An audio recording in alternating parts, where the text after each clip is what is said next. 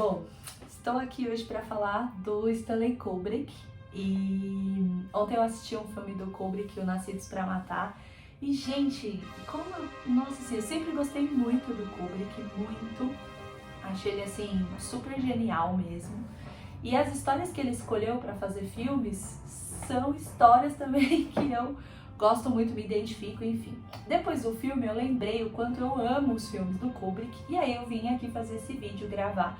Estamos em quarentena, então muita gente quer dicas de filmes, o que assistir e tal. Então eu vou escolher 5 filmes do Kubrick, que pra mim são o meu top 5, né? Pra trazer pra vocês, e vou falar um pouquinho dele, também da história dele. E cada filme que eu escolhi também tem um teor muito psicológico, é uma característica do Kubrick, ele escolhe histórias, né, para contar que tenham esse realismo, essa relação aí com a natureza humana. Então é isso. Bom, o Kubrick, ele é americano, ele nasceu no Bronx, em Nova York, e ele tem 16 filmes na carreira. Vários filmes dele são inspirados em contos, em livros, é bem característica do trabalho dele.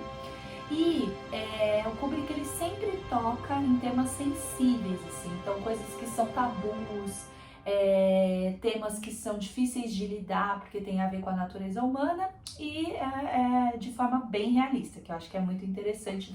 Uma característica muito interessante também do Kubrick, gente, são as músicas dos filmes dele. Não sei se vocês já repararam assim, mas a trilha sonora dos filmes são sempre incríveis. Inclusive eu até tenho, do Laranja Mecânica eu tenho tudo, eu percebi agora. Eu tenho um vinil do Laranja Mecânica com a trilha sonora. Inclusive eu já até fui em um evento que é promovido pelo Teatro Municipal aqui de São Paulo, que é você assistir cenas do filme com a orquestra ao vivo, gente. É uma experiência. Sim, recomendo, tá? Sempre quando tem esses eventos eu deixo no Instagram como dica. Outra característica interessante do Kubrick que falam, né, que eu li aí na biografia dele, é que ele realmente tinha um gênio muito difícil. Então filmar com ele era um saco, vamos ser bem sinceros aqui, né? Todo mundo fala que já trabalhou com ele, que ele era muito perfeccionista, que ele era muito difícil, que ele fazia repetir os takes várias e várias. E aí vamos lá, vamos pros filmes. Primeiro filme, que pra mim, assim, é o melhor da vida, eu acho incrível, eu sempre assisto. Ganhou Oscar, é o 2001, A Odisseia no Espaço. É um filme de 68, gente, nossa, faz muito tempo, né?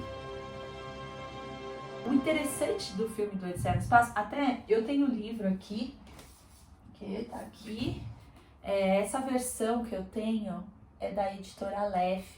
Gente, olha que incrível esse livro, só pausa para o livro, porque isso, ele é todo preto, ele é incrível, gente, maravilhoso. Assim como o filme é muito bom, e o interessante pra mim, tô difícil de colocar. O interessante pra mim desse filme é que, diferente do que estava sendo tratado na época, o Odisseia do Espaço do Kubrick, ele não está preocupado com a corrida espacial, ele não está preocupado com as questões da Guerra Fria ali que estavam rolando naquela época. Ele trouxe a perspectiva espacial num outro olhar. Então, o Odisseia no Espaço está muito mais relacionado à relação homem-máquina e à questão da evolução, né, da tecnologia, do que de fato a questão histórica do tempo. Então, muito à frente, um olhar muito futurista, né, que é muito bacana. É interessante porque, lembrando do Odisseia no Espaço, me deu um clique aqui, que o HAL, que é o computador que ele se vira contra os astronautas que estavam naquela missão, ele tem muitas das características dos Vingadores A Guerra de Ultron. Então dá pra ver assim que provavelmente foi muito inspirado na Odisseia no Espaço e também no filme do Stanley Kubrick. O segundo filme, que é o meu favorito, tá estampado aqui, Laranja Mecânica. Gente, eu amo essa história, porque pra mim ela tem um olhar psicológico, assim como poucas. Também tem uma versão da Editora Leve muito bonita aqui. Inclusive essa camiseta que eu estou também ganhei deles na Comic Con. Gente, acho que foi na primeira ou na segunda Comic Con, faz tempo, veja como eu cuido, porque tá aqui lindinha. E a capa dele é muito bonita. Veja aqui fora a versão original mesmo, é bem bonita, a capa dura, é lindíssima essa edição aqui, depois eu guardo. Laranja Mecânica é uma história muito forte, muito pesada até, tem gente que não consegue assistir o filme porque realmente ele tem cenas de tortura, é bem chocante. E é interessante porque, diferente de Odisseia no Espaço, o Laranja Mecânica, ele não tá falando da relação com a máquina, né? E da máquina perder o controle. E sim do humano perdendo o controle, né? Das pessoas perdendo o controle. Ele fala muito dos instintos, como você é controlada, a violência. E aí ele traz o aspecto da sociedade começar controles psicológicos, tratamentos psicológicos. Então ele usa um modelo de tratamentos psicológicos que se chama condicionamento aversivo. Condicionamento aversivo nada mais é do que tortura, tá, gente? É você torturar ou punir pessoas que tinham comportamentos fora do que era esperado naquela sociedade. Curiosamente, aqui no Brasil, Laranja Mecânica foi proibido na época da ditadura militar. Porque o terceiro filme é polêmico. O Lolita é um livro, então o Kubrick se inspirou nesse livro para escrever, né, todo o roteiro e a história. No começo, inclusive, na década de 60, imagina, né? Falar sobre sexualidade é um tabu hoje, imagina da década de 60. Então, os estúdios não quiseram ajudar o Kubrick a fazer esse filme. Então, ele não recebeu financiamento, ele teve muita dificuldade de buscar financiamento para produzir esse filme. Realmente é uma história, gente, super assim, complexa mesmo. Então, eu até hoje, fazendo uma análise, eu li esse livro há muitos anos também, quando eu estava na faculdade. Fazendo uma análise hoje, como a gente tem ainda muito que evoluir com relação à sexualidade, como a gente lida com ela, né, no nosso dia a dia. Lolita é sobre uma menina, uma adolescente, e um professor que ele se apaixona por ela, né, e ele tem questões sexuais. E trata muito da pedofilia, né? Para ficar próximo dela, inclusive ele casa com a mãe. Então, complicado, mas o filme é muito interessante por isso. Ele é em preto e branco, então é denso, é um filme difícil de assistir. O quarto filme é Iluminado. Iluminado é um filme clássico do cinema, né? Muito bom, é baseado no livro do Stephen King. Inclusive tem uma rixa aí, né, que falam. Na verdade, o próprio Stephen King já declarou que ele não gosta do filme do Kubrick e ele também não gosta da atuação, né, do ator principal ali. Enfim, né, questões à parte, o Kubrick não usou o roteiro que o King escreveu para ele. Tem várias questões aí que estão atrás dos bastidores, mas focando no filme mesmo, é um filme de terror psicológico, é um tipo de filme bem interessante para a gente pensar sobre as questões psicológicas, inclusive, e os medos que a gente tem, as reações instintivas que aparecem quando você está sob pressão. E um ponto que eu gosto, que eu acho bem relevante desse filme, é que ele fala das questões do passado, né? E como carregar essas questões, ela vai trazendo consequências na sua vida presente, que ficam ali assombrando o personagem.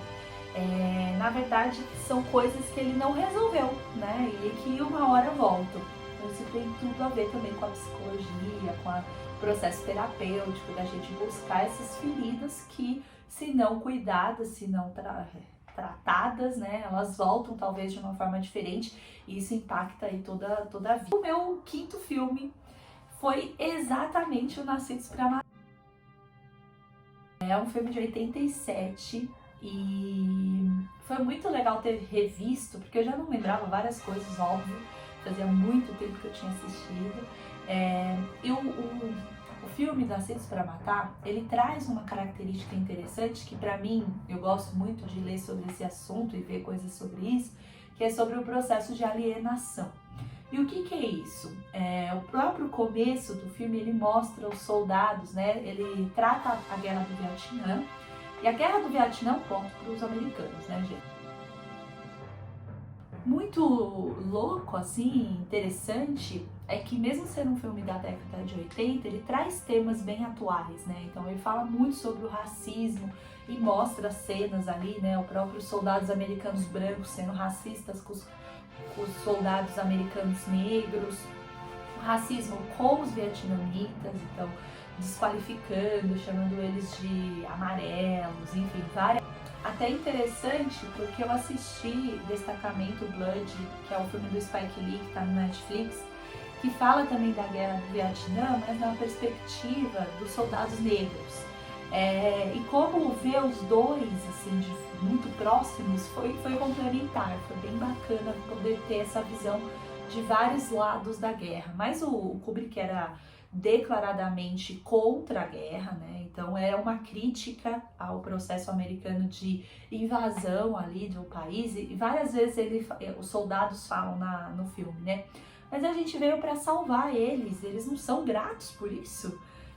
Salvar do quê, né? Salvar de quem? Qual? Ninguém perguntou se eu quero que você me salve. Então, essa relação é bem interessante, o Kubrick coloca de forma bem peculiar no filme. Aí, pra fechar, gente, essa pra mim é a melhor cena desse filme. É muito maravilhosa, que no final os soldados vão embora do Vietnã, estão voltando para os Estados Unidos e eles cantam o Clube do Mickey, gente. É muito engraçado, mas assim, é triste, porque no final do dia era um monte de jovem que não tinha crítica política, não tinha crítica social e foram colocados em um treinamento para perder sua identidade, sua capacidade de pensar e adotar uma crença, né, ali americana, de que aquilo era o melhor para o mundo e para aquele país. Então é muito interessante, porque no final ele mostra que exatamente eram crianças, eram jovens, ainda em formação, sendo jogados ali numa coisa tão cruel que é uma guerra, e qualquer guerra. Até hoje, né, todas as guerras que os Estados Unidos, enfim, os outros países fazem, dá pra gente pensar, né? Porque quem toma a decisão de fazer uma guerra não tá lá no campo de batalha, provavelmente. Então, mas leva os jovens pra ir lá lutar, né? Uma guerra que quem decidiu tá bem longe dali. Bom, gente, os filmes que eu escolhi são esses 5. Como eu falei, Stanley Kubrick tem vários outros que várias pessoas gostam de assistir, que eu acho muito bom, mas não coloquei aqui no meu top 5. Tem o De Olhos Bem Fechados, o Barry Lyndon, que se eu não me engano, tem o Doutor Fantástico, que é muito bom também. Mas eu escolhi o top 5 e é isso. Espero que vocês tenham gostado. E assistam Kubrick, conta aqui pra mim se você já assistiu, o que é que você achou, se você tinha pensado em todas essas questões psicológicas aí que aparecem nos filmes dele. E é isso, até a próxima, tchau, tchau!